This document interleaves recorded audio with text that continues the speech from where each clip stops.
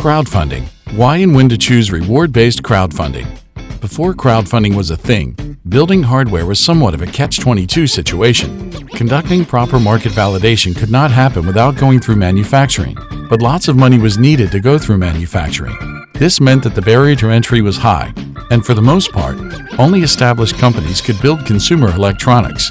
Today, crowdfunding allows independent innovators, entrepreneurs, or small companies to overcome that challenge.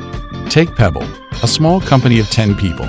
In 2012, it became the most funded project in Kickstarter history at the time, raising $10.3 million within 6 days, and launching a smartwatch and crowdfunding revolution.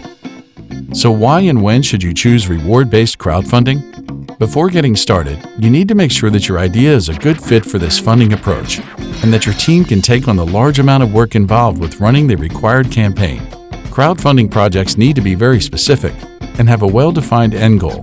When crowdfunding, tangible products usually do better than intangible projects or services.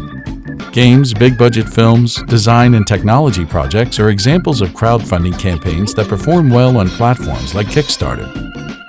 Very often, the model is great for companies working on hardware and product design projects. Typically, crowdfunding involves pre-selling limited editions and exclusive access to products before they're available on the market. Not only does this give you the funding you need, but also get your product onto the market immediately following production.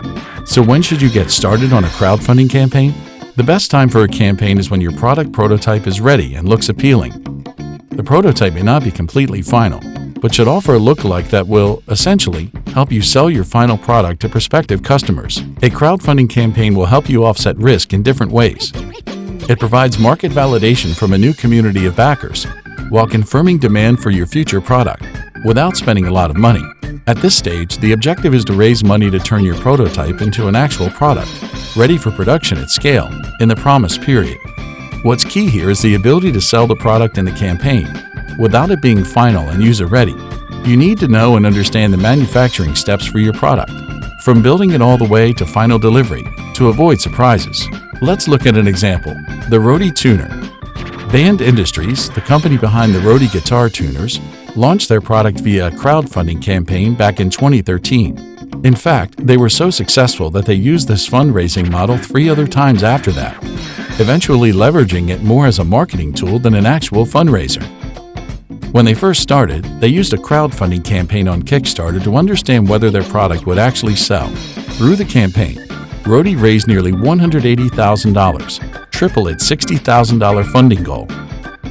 This gave the team the market validation they needed and the push to continue developing their product. Having found a community, the team focused on building relationships with their backers, building trust, and delivering on their promise in a timely manner. We realized that it's very important for a hardware startup to actually do a crowdfunding campaign. The benefit of doing a crowdfunding campaign is that the money that we are getting is not an investor money. It's not tied to any VC or tied to any requirement besides actually delivering the product. So people are actually placing pre-orders on the product, which is the best kind of money a startup can get, sales.